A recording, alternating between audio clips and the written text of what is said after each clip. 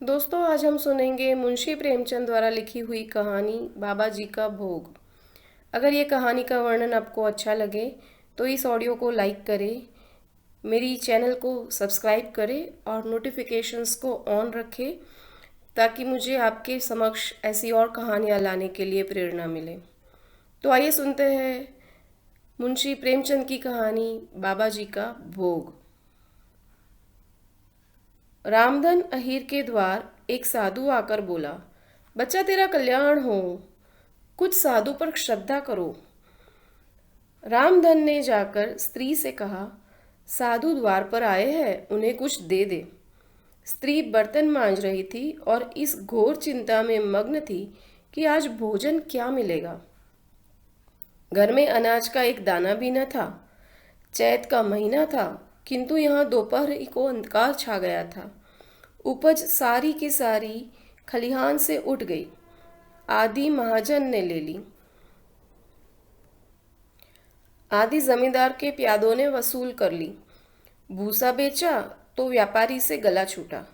बस थोड़ी सी गांठ अपने हिस्से में आई, उसी को पीट पीट कर एक मण भर दाना निकला था। किसी तरह चैत का महीना पार हुआ। अब आगे क्या होगा, क्या बैल खाएंगे, क्या घर के प्राणी खाएंगे, ये तो ईश्वर ही जाने। पर द्वार पर साधु आ गया है, उसे निराश कैसे लौटाए, अपने दिल में क्या कहेगा। स्त्री ने कहा, क्या दे दूं, कुछ तो रहा नहीं। रामधन बोला, जा देख तो मटके में कुछ आटा वाटा मिल जाए तो ले आ। स्त्री ने कहा, मटके झाड़ पोंछ कर तो कल ही चूल्हा जला था, क्या उसमें बरकत होगी। रामधन बोला, तो मुझसे तो यह ना कहा जाएगा कि बाबा घर में कुछ नहीं है, किसी और के घर से मांग लो।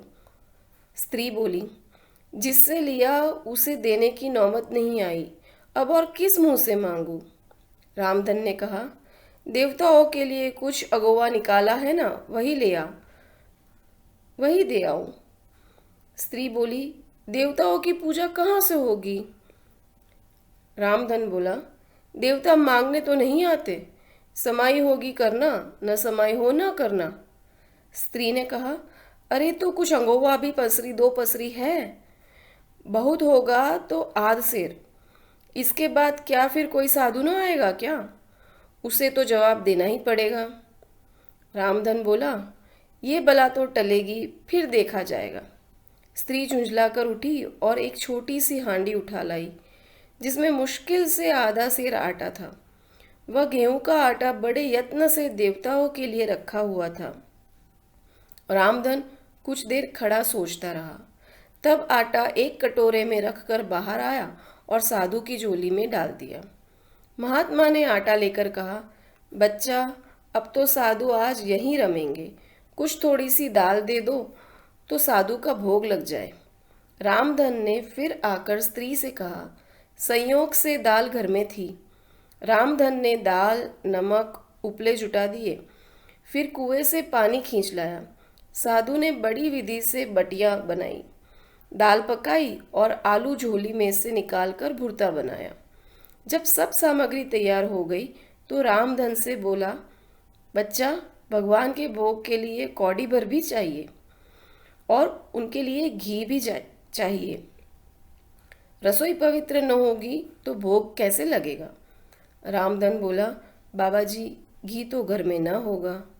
साधु ने कहा, बच्चा भगवान का दिया तेरे पास बहुत है, ऐसी बातें ना कह। रामधन बोला, महाराज मेरे तो गाय भैंस कुछ भी नहीं है,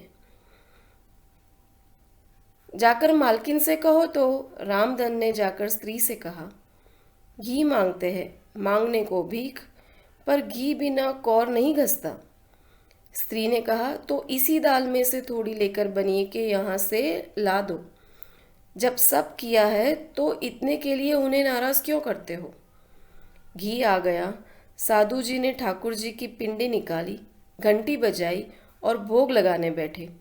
खूब तन तन कर खाया, फिर पेट पर हाथ फेरते हुए द्वार पर लेट गए। थाली बटली और कलछुली रामधन घर में मांजने के लिए उठा ले गया। उस दिन रामधन के घर चूल्हा नहीं जला, खाली दाल पकाकर ही पी ली। रामधन लेटा तो सोच रहा था, मुझसे तो यही अच्छे। तो दोस्तों, ये थी मुंशी प्रेमचंद की कहानी बाबा जी का भोग। आशा करती हूँ कि आपको ये वर्णन अच्छा लगा। धन्यवाद।